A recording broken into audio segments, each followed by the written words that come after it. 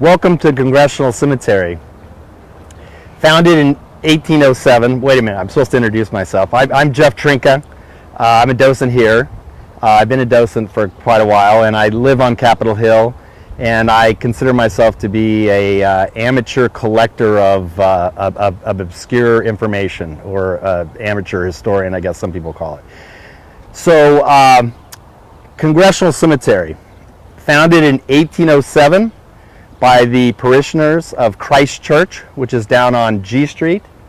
They found themselves in a pickle. They could not bury their grandparents and spouses and children in their backyard anymore. The city was coming alive starting in 1800, and the city frowned on just burying people right around your house. So they had to figure out what to do. So they got together and they started this cemetery. I believe, and I've been challenged, and I'm not, I'm up to the task if anyone wants to challenge me, but I feel strongly that this is one of the most important historical cemeteries in the country. And there's three reasons why I believe that. First of all, its longevity. It started in 1807, as we said, and it still has very interesting, very famous people being buried here today. We have Cokie Roberts, Mayor Marion Barry, and also some historical folks who have actually were moved here from other locations. So you get the entire history of the nation here. Second of all, in the location, Washington, D.C. Clearly, very important people came here, and by that I mean everyone in Washington thinks they're important, but these folks were military heroes and important fathers of their states and their local areas, all with their own history, and they brought it here with them. And finally, this is really, until Arlington Cemetery at least, the only sort of memorial cemetery that we have to our government officials. That's the congressional part of it, and so you have presidents, vice presidents have spent some time here, members of Congress, generals. Most of our early military leaders spent some time here. When I say spent some time, I'll explain that. Until really Arlington, and where we actually had some of our folks actually dug up and moved to Arlington at that time. So if I want to just sort of give a little lay of the land, I'm going to give a tour today that's different than my normal tour. I'm actually trying to find the most obscure people possible to talk about today. But up here we have Founders Hill, and by founders we really mean the people who started this cemetery, but also really were the backbone, if you would, of early Washington, D.C. We have Captain Tingy, who built the naval yard and then burned it down and then rebuilt it after the British left. We have William Prout, who is an original landowner. He was the one who gave the land for Christ Church actually to be built on. We have Henry Igle, who was instrumental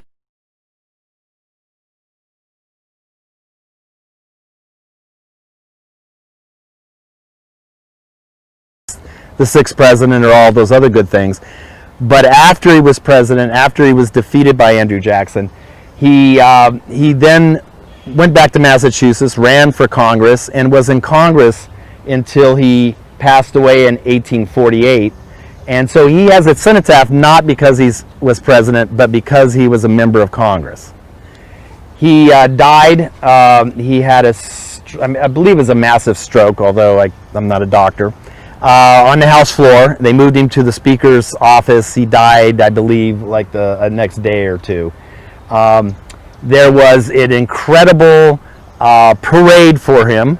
because there wasn't, there was no internet, no TV, no movies, no nothing to do. So burials were very exciting, very important. John Quincy Adams himself, who was kept a diary his entire life, he actually talks about a number of important burials, including other presidents. They weren't actually buried here. They were brought down from the Capitol, and they were brought down our main sort of street here, and then they were laid to rest for a while in the public vault until other arrangements were made. I kind of joke about it that was sort of where they would sort of put people until they stopped smelling, and then they would put them on a train or a boat or something and send them home. But John Quincy Adams did spend some time there. We're gonna move up through these cenotaphs today, and I'm gonna touch on a few, but we're gonna really cover a lot of history, but we're gonna stop right around 1850s, because that's just sort of this area, this range, if you would. So we'll move over here. So right away, we have three generals here. We have General Heister, General Hartley, and General Goodwin. All military officers in the Revolutionary War. And I think it really demonstrates, in fact, this is one of those things we pass around as docents. Mr. Goodwin's over there. Supposedly, we have more Revolutionary War generals buried at Congressional Cemetery than any other cemetery. No one can prove that, so we're just going to keep saying it here at Congressional. But these guys really sort of demonstrate the different types of generals, if you would, now that you had. And I'm going to caveat that during the Revolutionary War. We have Mr. Heister, who came from a political family in Pennsylvania. He was general. He was actually colonel of the state militia in Pennsylvania, but he did fight in most of the major battles in Pennsylvania and spent some time out west, sort of protecting settlers that the British had roiled up in the western parts of the state. The interesting thing you'll see, he says he was a United States congressman from Maryland. Even though his family and he was from Pennsylvania. His brothers were congressmen, his uncles were congressmen. He moved to Maryland and then became a congressman in Maryland as well as in Pennsylvania. One of there are a few that actually came from two different states. Our good Mr. Hartley was much of these three was really probably the closest thing to a professional military. His unit was actually part of the Continental Army, which meant that they had, more rigorous training, and he fought in all the major battles up and around between New Jersey and Philadelphia. Mr. Goodwin, in some senses, is a classic officer of the South. He's a plantation owner. He's rich. He's from down around south of Richmond. And he raises his own company with his own money, and he equips them with guns and cannons and all the provisions that they need. And he was a captain, and then they moved him up to be a major.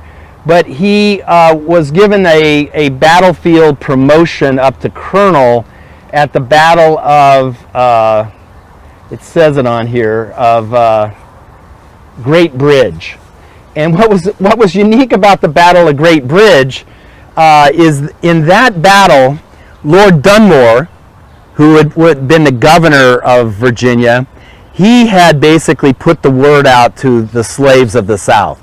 Come to our lines, we will arm you, and you will fight the colonists together. So at the Great Bridge was Dunmore's Ethiopian regiment, made up of escaped slaves. So, and there's stories about, the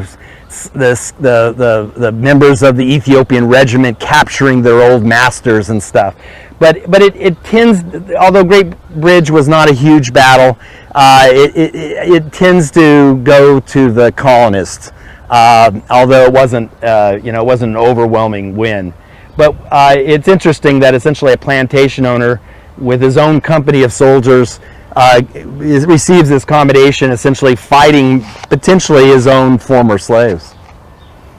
Well, the other interesting thing about all these generals, and it's my caveat, is that most of them were really actually generals during the Revolutionary War. They were actually, some of them got up to be colonels and that level, but they afterwards, the state legislature, they were important political people, and they would honor them with sort of a general of the militia, if you would. So this fellow here, I'll read it. You can stay there, but you can look in on that. This is George Kennard. He's 33 years old. He's a congressman from the state of Indiana. And it really shows, he dies in office in 1836, and it really shows the danger and the difficulty that these members had in traveling here. He's sleeping in his bed in a steamship on the Ohio River. And I will read an account. There was no loud explosion. Instead, there was an alarm raised that the boiler had given out. We could form no idea of the work of misery and destruction till we entered the gentlemen's cabins. Some of those folks were running about with the skin peeled off from their faces, hands and arms. Others in their berths were not awakened till the steam aroused them, and were writhing about in the most intense agony, unable to speak from having inhaled hot vapor. So you always hope that if your steamship's going to go, the boiler explodes, there's a giant, mushroom cloud, and everything's over instantly. In this case, unfortunately, our good friend here probably lingered for quite a bit. But what I always love about Congressional Cemetery is finding these sort of little stories, if you would, hidden in here. His death was occasioned by the explosion of the boiler of the steamboat on his journey to his seat in Congress. We're going to move down this way. And as we said, none of these folks are actually buried here. I can't tell you none of them are, but most of these later cenotaphs are not actually, we're going to move down here. I'm sorry. So why don't you come on over here. So this is James Heinz, congressman from Arkansas. He died in 1868 at the age of 38. It's amazing how young a lot of these folks were when they passed away. So Mr. Heinz has the distinction. He was, let me tell a little of his story. He's from the state of New York. He moved west. He obtained his law degree in Cincinnati, and then he moved out to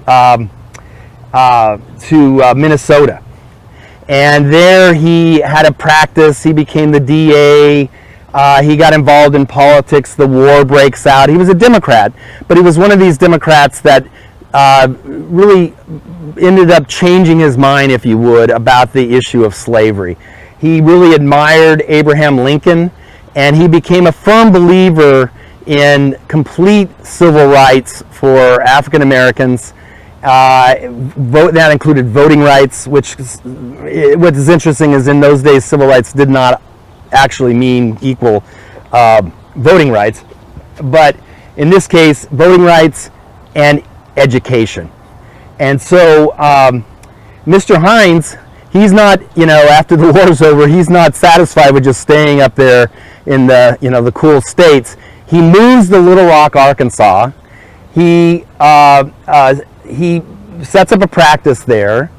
He becomes involved in the local Republican politics and is appointed to the state constitutional convention, where they had to draft a constitution that essentially gave equal rights to African Americans, and obviously accepted the 13th Amendment and all of those things. So he's involved in that. He's then elected to be the congressman from Little Rock. So our good friend Mr. Heinz here, he continues his crusade, if you would, for voting rights. He then gets on a horse with a friend, and they travel to the Delta county of Monroe in Arkansas. And on the way there, he and his friend are essentially ambushed, and Mr. Heinz is killed. The other gentleman survives, identifies to his best of his ability who it was who had shot Mr. Heinz. There was an investigation, and no one was ever put in jail or punished for Mr. Heinz's assassination. But the story goes that it was either the head of the Democratic Party in Monroe County or the head of the Ku Klux Klan, or maybe both. So Mr. Heinz has the distinction of being the first congressman, and I believe now there's been 6, but Mr. Heinz is the first congressman to actually be assassinated while in office. He only came to Washington apparently for a very short time, and then went back to Little Rock to work on mostly on education. So right now we have, next to Mr. Heinz, another radical, probably one of the best known and most radical Republicans in Congress, Thaddeus Stevens. So for those folks who love the movie Lincoln, he's Tommy Lee Jones in Lincoln, right? So Mr. Thaddeus Stevens was born to a poor farmer in Vermont. He had a club foot. Interestingly, his brother had 2 club feet. So apparently, ran in a family. He later in life actually had a horrible disease, which then made him lose all of his hair. And he would wear these awful misfitted wigs. He had become an attorney, and it ended up near Gettysburg. In fact, Gettysburg College, he was very much affiliated with saving that college and expanding its student body, if you would. And so he had some wealth. He invested in the land, and he invested in some iron ore smelters up there and mining. So he was a man of means. And in 1847, he was Mrs. Lydia Hamilton Smith became his housekeeper, and Mrs. Smith was a woman of mixed race. I think her mother was part African American. So, but she had married an African American man and had 2 children by him. He had passed away. She was a widower, so she moved in with Stevens and became his lifetime housekeeper. And the story, I mean, his opponents would basically, to drag him down, would say essentially that he was cohabitating with Mrs. Smith. He was very protective of her. If you came into his home, you had to be very polite to Mrs. Smith. She attended his parties that he would have, sometimes political parties.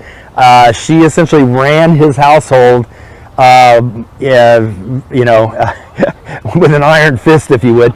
And when he raised her children, and he raised her nephews of her African American husband.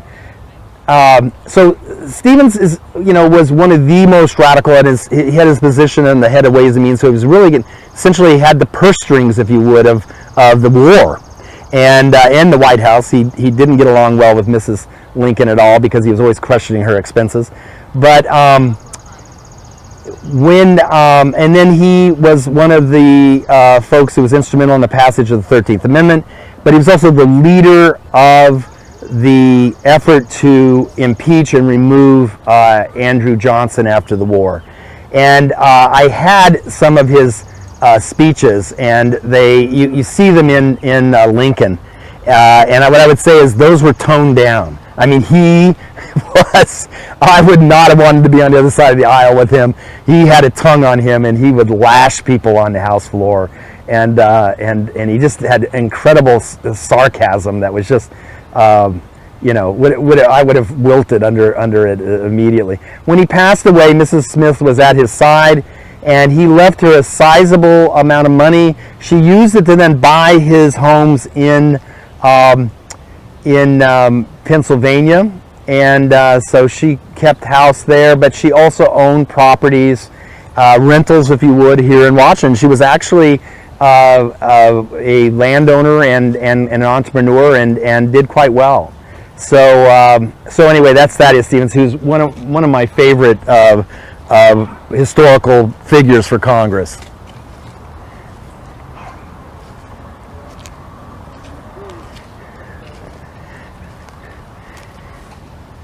So another young man, Preston Brooks, from this great state of South Carolina, died when he was 37 of a horrible, his throat, some sort of infection of the throat, and he essentially clawed his throat, because he couldn't breathe. But what he's most famous for was in May of 1856, Charles Sumner, who was a abolitionist, a fiery abolitionist, great speech maker. He would speak for days. And Sumner gets up on the Senate floor in May of 1856, and he gives a speech, The Crime Against Kansas. They had just passed the 1850 compromise, which essentially allowed territories to decide if they were going to be slave or free. And Kansas was really just roiling up, and the abolitionists were sending people, and the Southerners in Missouri, the slave owners, were sending people, and they were, just all they needed was a spark, and Kansas was just going to blow up. And so Charles Sumner gives this speech, and he says, I'm going to actually read it because I think the words themselves. He says, in speaking about Mr. Brooks's cousin, Andrew Butler, who actually has the cenotaph down here just a ways, he says about Butler, one of the authors of the 1850 compromise, he has chosen a mistress to whom he has made his vows, and who, though ugly to others, is always lovely to him. Though polluted in the sight of the world, is chaste in his sight. I mean the harlot, slavery. The co-author of the 1850 compromise, Stephen Douglas, sitting on the floor listening to the speech, turns to one of his colleagues and says, this damn fool, meaning Sumner, is going to get himself shot by some other damn fool. So 2 days later, the cousin of Butler shows up, and he says to Mr. Sumner, I have read your speech twice over carefully. It is a libel on South Carolina and on Mr. Butler, who is a relative of mine. As Sumner started to stand up to address him, our good friend Mr. Brooks takes his cane and he just starts beating Sumner. Later he says, I would have challenged him to a duel, but he was not a gentleman. So I went there to beat him like a dog. Sumner kind of gets himself stuck on his desk, and he's falling, and he just keeps getting beaten. The senators try to come to his aid, but the fellow congressman from South Carolina who had come with Brooks pulls a pistol out and says, back off, everyone. And Brooks keeps beating Sumner until his cane breaks, and then he leaves. He goes back to the House of Representatives. He resigns his seat. He is brought to trial in the District of Columbia for assault, and he is fined $300. He returns to South Carolina, and he gets reelected in a special election and comes back here. Sumner, on the other hand, had to spend years really convalescent. He actually ended up in Europe. Mr. Brooks comes back, and like I said, a short time later, he dies of this horrible disease. And when Sumner's informed of it, he was said, good, he deserved it. And so anyway, that's our good friend, Mr. Preston Brooks. Well, hello.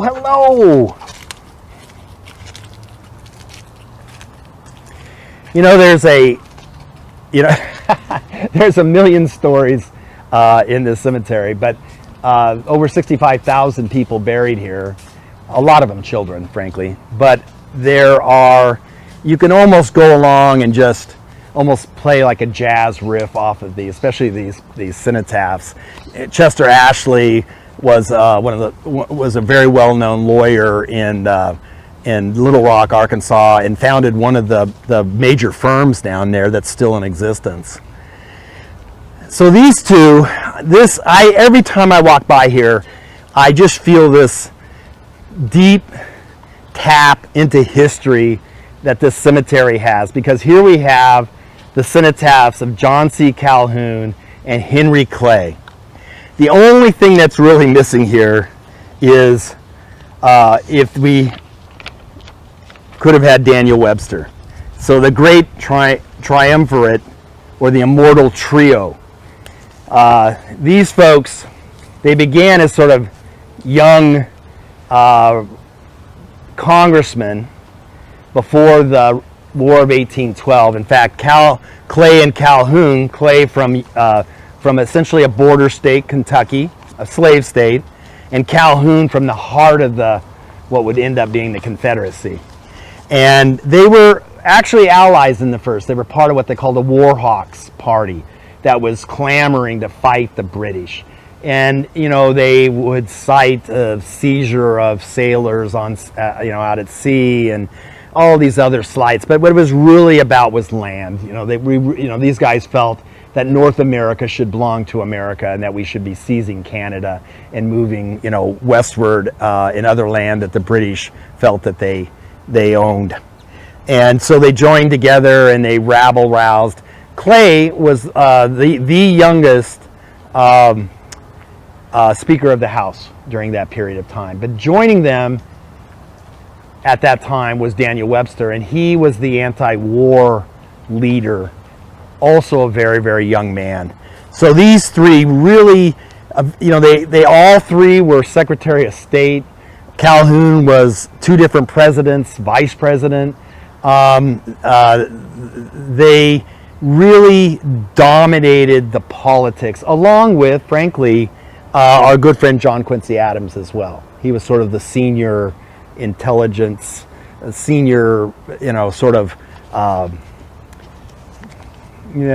constitutional scholar, legal great mind. And these three were getting up, giving some of the greatest speeches of our country's history. They then joined each other, all three of them joined each other in the U.S. Senate, and that's where they really sort of solidified their place, where Webster represented sort of the North's interest in free trade and abolitionists, or at least the end of slavery. Clay was the great Whig. What he wanted to do was make America great. He wanted to raise tariffs, and he wanted to build canals and railroads and harbors, dredge harbors. Lincoln was a big admirer of Clay, and Calhoun became the sort of the epitome of the Southern free states, slavery, against tariffs. And so these three in their battles and their ability to compromise is what kept pushing off the ultimate battle about, are we going to be all free or all slave? The last thing they did together, all three of them, was the Compromise of 1850. It cost Daniel Webster his seat. Calhoun was so sick that his speech basically agreeing to this compromise, although it was taken by Stevens and Butler and split up, and there was all sorts of technical, how they got it through, technical issues. But Calhoun gives his speech in 1850. He's so sick he can't do it. He has the son of James Madison does it, or Monroe, I guess one of Monroe's relatives, gives his speech for him, and he dies a couple days after its passage. Clay, who has tuberculosis, eventually dies shortly after that in 52. And then a few years later, Daniel Webster joins them. And so it's sort of the end of a period. After that, you really get these folks like Stevens, and that's someone who I missed over here, Owen Lovejoy, who will stop by. And these guys are giving fiery speeches that are basically saying, we're not going to compromise. We're tired of compromising. So Owen Lovejoy is a congressman from Illinois, and he moves to Illinois to be near his brother, who was even a bigger abolitionist than he was. Lovejoy was a minister, but mostly he was an agitator for abolitions. His brother was defending his press, his newspaper, and at the hands of pro-slavery folks in Southern Illinois, and they killed him. And Owen Lovejoy basically says, I'm going to take this fight. This fight is essentially. I actually have the actual before I make it up. On the blood of my brother. That's such a fiery. Never forsake the cause that has been sprinkled with my brother's blood. So Lovejoy and Lincoln become very close in the Illinois state legislature, and it's really that friendship that allows the radical Republicans to get behind the moderate Lincoln. Because Lovejoy says, look, Lincoln speaks like a moderate. He basically says the Constitution supports slavery in the states where it is, but there's no reason to allow its expansion into the territories. His goal is the destruction of slavery. And it's really Lovejoy that brings over the radicals over to support Lincoln's presidency. When he died, Lincoln was really heartbroken. He died right towards the end of the war in '64, and he eulogized Lovejoy. Once again, another person who's, we read these fiery speeches. He and Thaddeus Stevens would just sort of like riff off each other but at one point, there's one I remember. He was on the floor and he was accused of being a slave stealer by his colleagues. And he stood up and he looked at him and he says, "You're darn right I am. Any slave that shows up at my door in Illinois, I am going to help free them." And his colleagues across the way, some of them pull out knives and guns, and his Republican colleagues surround him to keep him from being killed on the House floor. So, Lovejoy just enjoyed just going toe-to-toe, chin-to-chin with the pro-slave elements of the U.S. Congress. So this section up in here, now that we're heading to, is we're coming out of these cenotaphs. This is really what I would call the mini Arlington Cemetery. This is where our early military leaders were buried. But before we we get to them, we can talk about Philip Barbour. He is as far as I can tell, and I've done a little bit of research on it, he was once again a wealthy plantation owner from Virginia, huge supporter of Andrew Jackson and part of that group. He same philosophy as Calhoun, and he was elected as a congressman from the state of Virginia, and as a very young man, he was elected Speaker of the House.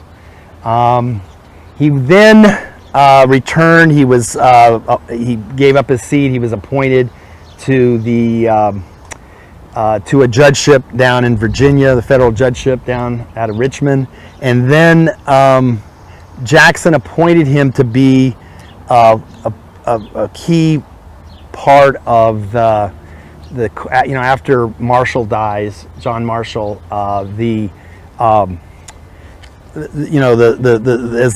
court sort of turned to more of a pro-slavery, and Taney was the Supreme Court justice, so he is part of the Taney court. He was appointed to be justice of the Supreme Court, and he died there shortly after in the city. So I think he's the only person I'm aware of that's both Speaker of the House and a member of the Supreme Court in our cemetery. So we have, as I said, this part in here is really a little mini Arlington before there was Arlington. You have two generals, Jacob Brown and Andrew Macomb, and they're both from New York State, and they're one of the few generals of the War of 1812, besides Jackson, who were actually successful. And at the end of the War of 1812, Brown ends up being the senior general that essentially left standing. He'd won a series of battles out in western New York against the British. And he was awarded really kind of the precursor of the Congressional Medal of Honor. It was a Congressional Gold Medal was cast for him for these victories. And then he essentially was made the commanding general of the U.S. Army. So he was the one who led the Army after the War of 1812. And when he passed away, the mantle passed to a fellow New Yorker, Alexander Macomb. Now, I think this is probably one of the most unique statues and symbolism here. You got the U.S. flag, you've got this, some say Greek, some say Trojan helmet. You've got the sword with the eagle, and the Department of Veterans Affairs came in and spent an incredible amount of money. It was sinking, and when the cemetery was really kind of in a bad place, they came in and they spent a lot of money on it. And what they found is there's actually a vault underneath this, and this big giant thing here was sitting on it. And it was just caving it in. So they took it out and they removed his bones and his wife's bones to the Smithsonian, and his family was able to go and view them, his descendants. And you can see they put this nice pedestal, which is what you really should make all your memorials out of, nice granite instead of this. So this is all sort of melting away, and military put these plaques to sort of tell you what was written here. But the interesting thing with Mr. Macomb is he became a young officer. He was recommended by Alexander Hamilton, and so he, at a very young age, he joins the regular military, and he is one of the first folks to go and become part of the Corps of Engineers. And what he's known for is defeating the enemy at Plattsburgh, which was in New York State. And the interesting thing about that is that he was outnumbered. I think the British had something like 12,000 soldiers, and he barely had 2,000. So and the British were invading.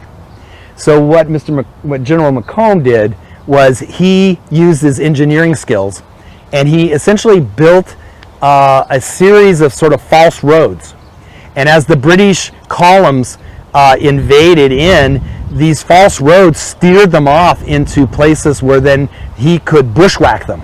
And then they would back up and move and find the right road, and then they'd go down another wrong road, and he would bushwhack them there. So eventually they just gave up and went back to Canada. So it was his engineering knowledge that really essentially won this key battle, or else the British would have invaded. How are we in time? We've got about 15 minutes. Okay, perfect. So this gentleman here, I love this. Is it a pyramid or is it like a buoy? You know, this is Commodore or Captain John Rogers. Commodore, there were no admirals in the U.S. Navy. At that time, you were just the senior captain, and it was usually how you were appointed, which was always a little bit awkward if you weren't particularly good and there was a young captain trying to move up. You kind of had to off the captains in front of them in order to move them up. But John Rogers, he was he essentially came in to the Navy during what we called the quasi-war, the false war with France. We really weren't at war, but we were fighting at sea. And he was a young midshipman on a ship that captured a French privateer. And he writes home to his wife, and he says to her, "I must confess, the most gratifying sight my eyes ever beheld." Now this is his very young, brand new wife who's married a a military officer. The most gratifying sight my eyes ever beheld was 70 French pirates wallowing in their own gore. Now that's the way you want your military officers to sound, right? I mean, so he takes the ship, and as a very young officer, they take it over. He has like maybe a dozen sailors with him, and they're more captured French pirates. Now they're privateers. They have letters to attack a marquis, but they're pirates. But he takes the ship back and successfully sails it back to the United States, and that's really the beginning of his military career. He fights in the Barbary Wars in North Africa. He fights in the War of 1812. He becomes they create this sort of commission, if you would, of captains, and they make the decisions and set the standards for the U.S. Navy for many, many years. And so the professionalism of the U.S. Navy was really established early by John Rogers. The downside of it was when everyone else was starting to move towards steamships, these guys had captained the USS Constitution, these great ships of war that we had built. And he, at one point, as Commodore, a Commodore indicates that he was a senior captain among many ships, and he had the largest contingent of ships up to that time in the Mediterranean. He became very close friends with Tobias Lear, who was the secretary to Washington, but was essentially like the ambassador to one of the Barbary pirates. They became very close. He and his wife were with Tobias Lear, had dinner with them, and then Tobias Lear that night went back and committed suicide and shot himself in his front yard. John Rogers, there was a sickness that went through, probably yellow fever, and he went, and he was the only one to nurse Tobias Lear's son, Benjamin Lear, who is one of the few non-congressmen to have a cenotaph. I'm not sure why, what the story is there, but the story is that this was highly contagious. No one, and this is timely now, no one wanted to get anywhere near Benjamin Lear in his sickness, and John Rogers went and nursed him himself. And then, of course, when Benjamin Lear did not survive, he actually came here and buried him next to his father. And then he came down with the disease as well, and eventually it resulted in his death. So we have another captain, Commodore Daniel Patterson, someone we never heard of. He was captured by the Barbary pirates when they captured one of our U.S. ships that ran aground. So as a young midshipman, he spent a year in captivity with the Barbary pirates. When he was released, he was then essentially sent to station in New Orleans. He was there before the War of 1812. He saw, as we started to move towards war with the British, that New Orleans was going to be the key, as it was in the Civil War. So he was the one, not Jackson, who really began to put up the battlements, if you would, and prepared for the British. When the British did come, he had a little tiny fleet that harassed them and kept them off balance the whole time. So while Jackson gets all of the credit, Patterson probably had as much to do with it as anyone. He then came back, joined Rogers on the Naval Commission, He also was commander of the same squadron in the Mediterranean and was commandant of the Washington Naval Yard. So here we have, and this is really one of the most interesting stories I think we have here. We have two people buried here. I think neither of them are now buried here. I think they went and their families brought them back. But we have Archibald Henderson, who had been Secretary of the Navy and then Secretary of State. And with him we have Captain, his good friend, Beverly Kinnan. And so Captain Kinnan was captain of a new steamship. They were just really sort of starting up on it. And the Americans were trying to sort of mimic, if you would, the British great guns on these ships. And so in our own foundries, we built this great gun and we mounted it on this steamship. And on that steamship, the President of the United States, Mr. Upshur, who was Secretary of State at the time, goes. You had all of these grand people, important people, to go out to watch the big gun be shot. So they go down the Potomac River beyond Mount Vernon, and they shoot the gun off. They have two guns. One of them is the actual British gun, and then they had another gun which was us mimicking the British gun. So as they came back up the river, someone said, let's have another salute to George Washington. They fire off the big gun, and the darn thing just explodes and kills all these people. It was a huge tragedy at the time. Their caskets were laid out at the White House in the East Room, and I always wondered, was there not enough left of Captain Kinnan and Secretary of State Usher that they were buried together? What I'm told is that they were such close friends that their families buried them together. But a lot of them rested once again at the private vault here. But the president was downstairs. He was entertaining. He was I can't remember which president it is. It was a president who was not married at the time. I just drew a blank. But he was entertaining. I mean, he was kind of wooing a young woman. Who down? I mean, there were people there. It was all discreet. But he was not up on the deck of the ship when the gun exploded, or else he would have been killed as well. So we'll just walk across here. We've got a couple of interesting folks over here, and we'll use up our remainder of our time. So here we go back into some cenotaphs. Now, they're made from the same materials that the Capitol was originally made of, and the White House. And if you know what you're doing and you were hunting it, you'd find good pieces, and they would be fine. My house is actually made from this stone, and I can tell you none of them were good pieces because all of them are essentially just crumbling sandstone. But this gentleman from the great state of Vermont was smart. He used Vermont granite. And so this sucker, when everything else here is melted into the ground, this cenotaph will still be here. You can tell it looks like it was made yesterday.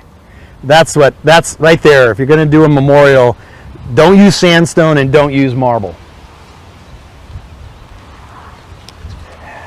Joseph Gales was mayor.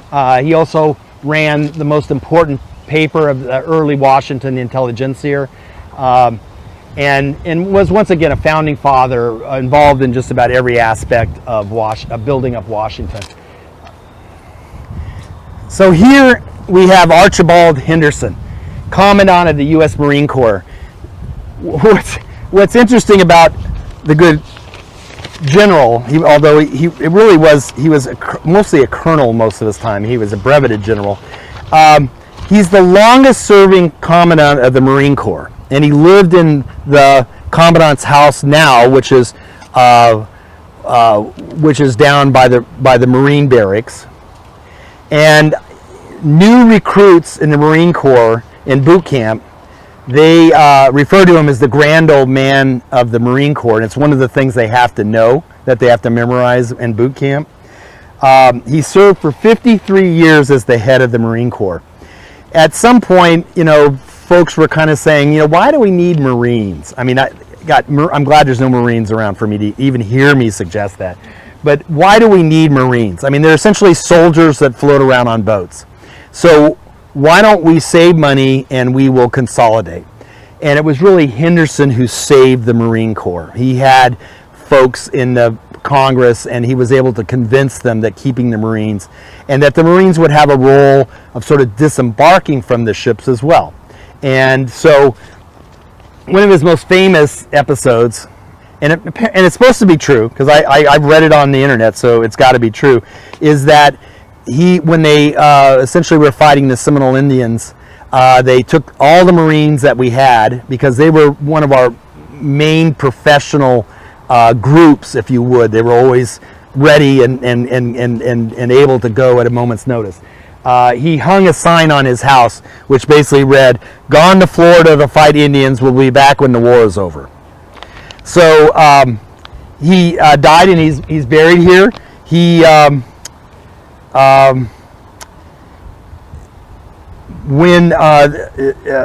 during his tenure as commandant, a sword was presented to him at the end of the Mexican-American War, which was inscribed, "From the halls of Montezuma to the shores of Tripoli," giving the opening words of the Marine hymn. So on his birthday, the Marines come down, and they march in, and they put this lovely flower wreath up here for Mr. Henderson. So he is really, really part of Marine lore. And if I have nothing to say to a Marine, if I'm out, having dinner or something, and I meet a Marine, I tell them about talking about General Henderson. And of course, every Marine knows who he is. So, how are we on time? 5 minutes. My goodness. Well, let's do Mr. Wurtz.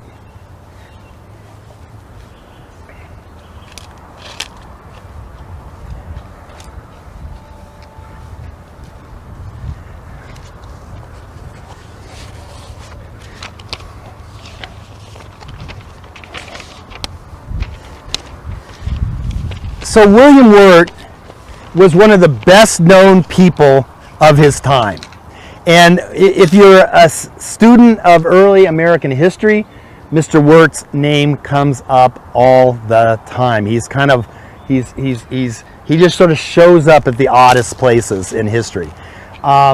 He was an orphan very young, and his family had just a little bit of money, and they essentially used that money to pay for his education as an orphan. And he then went down to Virginia. He was actually born in Bladensburg, but and educated around in Maryland. But he went down and he read the law right down in the same area as Mr. Madison, Monroe, and Mr. Jefferson. And so he kind of got to know that sort of political class, if you would, of Virginia. And eventually he was one of the prosecutors for Aaron Burr, and gave a very famous speech for that. But the other thing he was doing was he was writing. He wrote a novel, and it was supposed to be very good and very well received. And the novel, which I cannot remember the name of it for the life of me, but the interesting thing about it was so close to life that people recognized who the characters were. So he had a lot of angry people at the time. The other thing that he did was he wrote the book about Patrick Henry. Now, when Patrick Henry gave his famous speech, "Give me liberty or give me death," young Wurtz was a young orphan in Bladensburg. So he didn't know that speech, but he writes this very glowing biography of Patrick Henry, and puts his speech in word for word, that famous speech in that church in Richmond. "Give me liberty or give me death." When Jefferson people say when he received a copy, he said it's a very fine book. I filed it under fiction. John Adams was very angry because there were, long before Patrick Henry had ever given that speech, there were soldiers carrying flags into battle on Bunker Hill that said, "Give me liberty" or "Give me death." The question always was that speech? There was no television cameras, there was no recordings, there was no one around. So the question came is, how did he have an exact copy of the speech? Because it had never been written down. So someone took a computer and put in all of Wurtz's writings, put all of Patrick Henry's writings into it, and in third person, St. George Tucker, who was a very well-known jurist who was there at the speech. Put all three of their words in there, because there's a letter from St. George Tucker and between Wurtz, and Wurtz thanks him for his contributions. So people are saying, well, maybe he got the speech from St. George. So they put all that in there, they push the button in the computer, go, and it spits out the name who wrote that speech. St. George Tucker. He becomes the longest serving Attorney General of the United States history. I want to read one thing though. He writes to his wife at one point, "The idea has always been very dismal to me of dropping into the grave like a stone into water and letting the waves of time close over me so as to leave no trace of the spot in which I fall." The longest serving Attorney General, he argued some of the most important cases of the early country. But if you go and you Google William Wirt, what's going to come up is that someone stole his head. And there was a big mystery. We brought in the bone man from the Smithsonian, and eventually we recovered Mr. Wurtz's head, and it is with him to this day. So thank you. Come and take a tour. We've barely scratched the surface.